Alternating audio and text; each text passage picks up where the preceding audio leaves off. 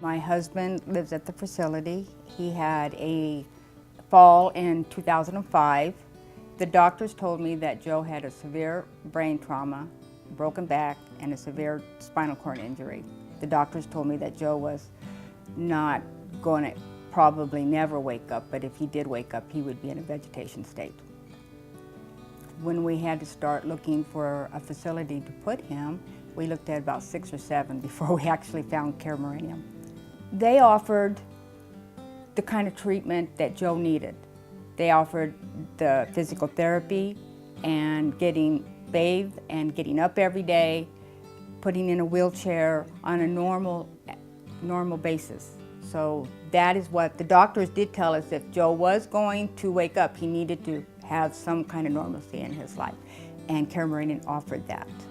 What we liked about it, that it was small and more personal, and we just liked the layout, basically, and we liked that it was in a house, that it was not a hospital situation. What I've noticed, even in the beginning, they worked with Joe. They never got frustrated or they never backed down. They just kept doing the same thing every single day, and slowly but surely Joe started doing a few things. So that gave us all a lot of hope and encouragement. And in the last, I want to say the last year, he's done some wonderful things. He's talking a little bit and he's eating a little bit. They're wonderful with Joe and with me. They've always given me hope and encouragement, and even when I've been a little depressed and down and frustrated, they're always there to give me that support that, he's he's getting better. They don't let me forget the things that he's accomplished.